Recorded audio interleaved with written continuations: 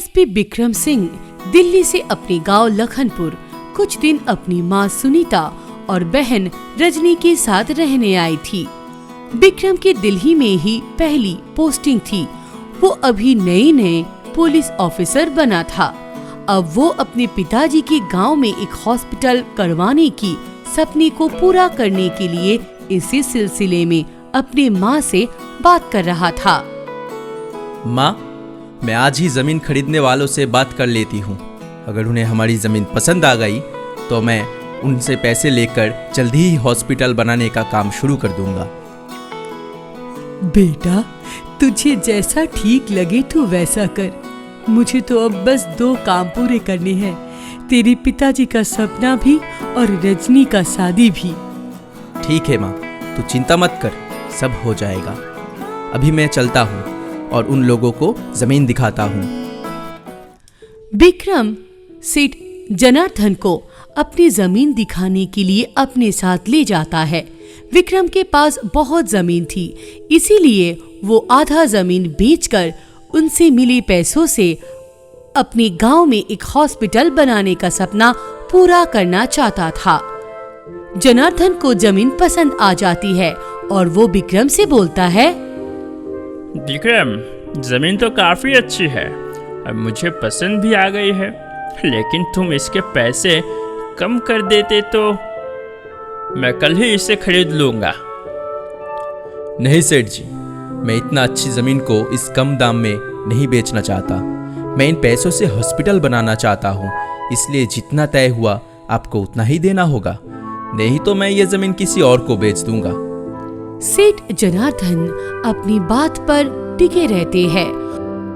वो विक्रम की बातों से नाराज होकर वहाँ से चले जाते हैं और जाती जाती विक्रम से बोलते हैं, मैं भी देखता हूँ मेरे अलावा तुम्हारी ये जमीन खरीदता कौन है। आखिर में तुझे मेरे ही पास आना होगा। विक्रम अपनी बाइक लेकर वहाँ से गुस्से में घर की तरफ जाने लगता है। नदी के किनारे कुछ बच्चे एक बेहोश लड़की को पत्थर मार रहे हुए देखते हैं।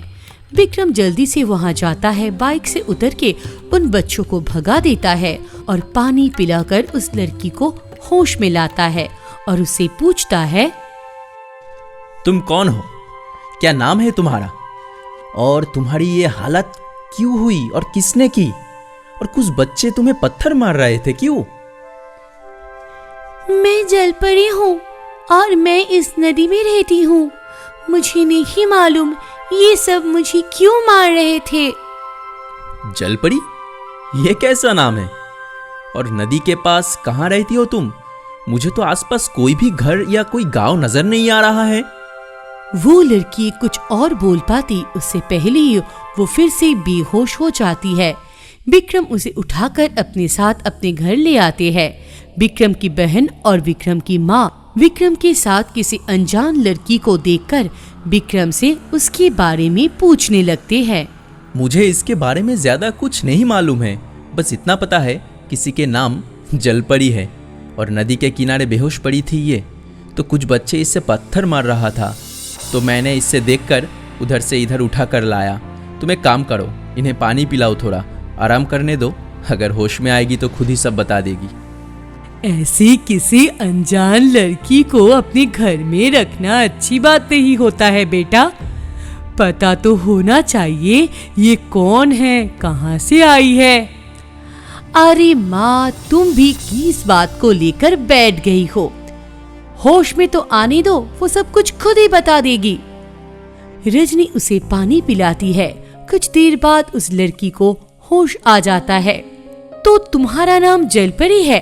वाह, अजीब नाम है। हाँ, वो मुझे बचपन से ही पानी में रहने का शौक है। मुझे बहुत अच्छे से तैरना आता है ना, इसीलिए मेरे माँ पापा ने मेरा नाम जलपरी रखा था। लेकिन इस दुनिया में अब मेरा कोई नहीं है, इसीलिए मुझे अकेला समझकर गांव के लोग मुझसे शादी करना चाहते हैं और बच्चे मुझे पत्थर मारते हैं। वो लोग मुझे मनहूस समझते हैं क्योंकि मैं अनाथ हूँ ना। अरे, ये गांव वाले पागल है क्या? किसी के माँ बाप नहीं है तो वो मनुष्य हो जाती है? अजब लोग हैं। खैर, तुम चिंता मत करो जलपरी, तुम अब से हमारे साथ रह सकती हो अगर तुम्हें ठीक लगे तो।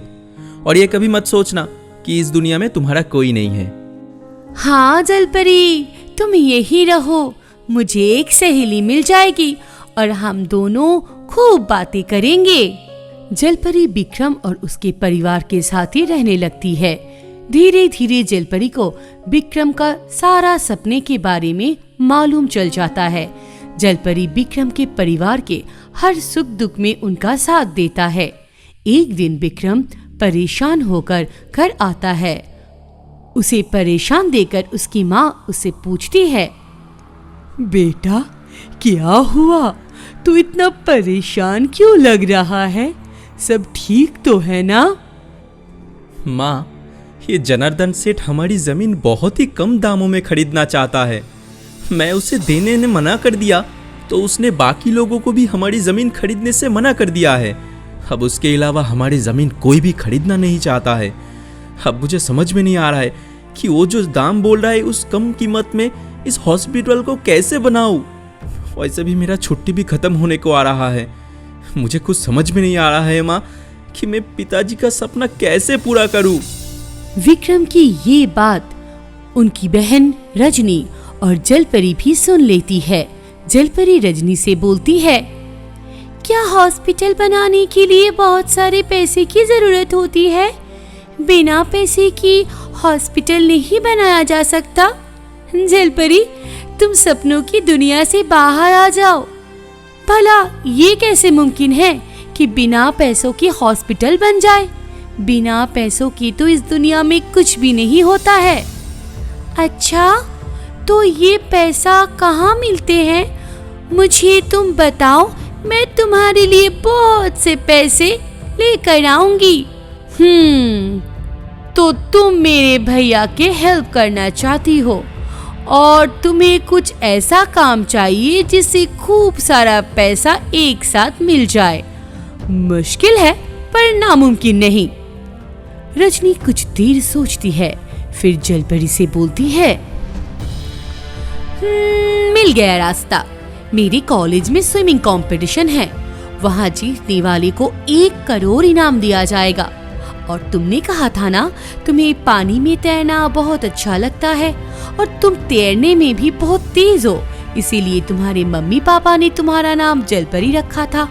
तो क्यों ना तुम इस कंपटीशन में भाग लो और जीतकर भैया के लिए पैसे ले आओ और अपना जलपरी नाम को पूरे दुनिया में फैला दो। जलपरी को रजनी की ये बात अच्छी लगती है। वो स्विमिंग कंपटीशन के दिन रजनी के साथ उसके कॉलेज पहुंच जाती है। कॉलेज के स्विमिंग कंपटीशन में भाग लेकर जलपरी फर्स्ट पोजीशन हासिल कर लेती है और 1 करोड़ रुपया लेकर विक्रम के हाथ में दे देता है। ये क्या है जलपरी, तुम इतने सारे पैसे कहाँ से ले आई? भैया, जलपरी तुम्हारा हेल्प करना चाहती थी, इसीलिए मेरी कॉलेज के स्विमिंग कंपटीशन में पार्टिसिपेट किया और वो जीत गई और उसकी मेहनत के ये पैसे वो तुम्हें दे रही है तुम्हारा सपना पूरा करने के लिए। विक्रम और उसकी माँ जलपरी से बहुत खुश होते हैं। तभी विक्रम की माँ बोलती है, जलपरी बेटी, तुझे परेशान होने की जरूरत नहीं। अगर तुझे कुछ हो जाता तो हम कभी भी अपने आप को माफ नहीं कर पाते। पता नहीं तेरा ये एहसान हम कैसे चुका पाएंगे। अरे माँ जी, इसमें एहसान की कोई बात नहीं। आप लोग इतने अच्छे हैं, मेरा इतना ख्याल रखते हैं और आपकी बेटी ने तो मुझ पर बहुत ही एहसान किया है। मुझे गांव वालों से, उन बच्चों से बचाया। मैं आप लोगों के लिए जितना भी करूँगी वो बहुत ही कम होगा। भैया, मैं क्या कहती हूँ कि आपको जलपरी से अच्छी लड़की कहीं नहीं मिलेगी। वो दिखने में भी कितनी सुंदर है और उसका दिल एकदम सोने जैसा है। मुझे तो बिल्कुल जलपरी जैसी ही भाभी चाहिए। भैया, जलपरी से शादी क्यों नहीं कर लेते आप? हाँ बेटा, मैं भी कब से तुझसे यही बात करना चाहती थी क्योंकि मुझे जलपरी बहुत पसंद है। मुझे ऐसी ही बहू चाहिए। माँ, मुझे भी जलपरी बहुत पसंद है। ये तो मुझे उसे देखते ही पसंद आ गई थी और फिर धीरे धीरे उसकी अच्छाइयाँ, इससे मुझे और भी प्यार बढ़ने लगा उसके ऊपर। मैं तो इसे शादी करने के लिए तैयार हूँ, बस जलपरी को ऐतराज ना हो मुझसे शादी करने में। जलपरी विक्रम को अपना मर्जी बता पाती उसी पहले ही वो बेहोश होकर गिर जाती है। विक्रम, रजनी और सुनीता जलपरी के लिए बहुत परेशान होते हैं। विक्रम उसे उठाकर बेड पर लेटा देते हैं और रजनी जल्दी से पानी लेकर जलपरी को पिलाता है। पानी पीते ही जलपरी होश में आ जाती है। तब विक्रम जलपरी से कहता है, क्या बात है जलपरी, तुम्हारी तबीयत तो ठीक है ना? क्या तुम्हें कोई बीमारी है? मैंने तुम्हें कई बार बेहोश होकर गिरते हुए देखा है। हाँ जलपरी, मैंने भी तुम्हें कई बार बेहोश होते हुए देखा है। तुम्हारी तबीयत तो ठीक है ना? अगर कुछ भी खराबी है तो हमें बता सकती हो, हम तुम्हें किसी अच्छे से हॉस्पिटल में लेकर जाएंगे। सबकी बातें सुनकर जलपरी घबराते हुए बोलता है, मुझे कोई बीमारी नहीं है, बल्कि मेरे शरीर में पानी की मात्रा जरा सा भी कम हो जाए तो मुझे चक्कर आने लगता है, क्योंकि मैं एक सच में ही जलपरी हूँ और बिना पानी के मेरा दम घुटने लगता है।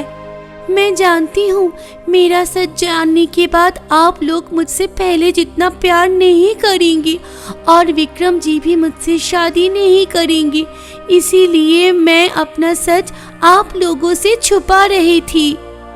जलपरी की सच्चाई जानकर विक्रम, रजनी और सुनीता बहुत हैरान हो जाते हैं। उन्हें यकीन ही नहीं हो रहा होता है कि इतने दिनों तक एक सच की जलपरी उनके घर में रह रही थी। तीनों कुछ नहीं बोलते हैं, बस चुपचाप अपनी बड़ी बड़ी आंखों से जलपरी को घूरते रहते हैं।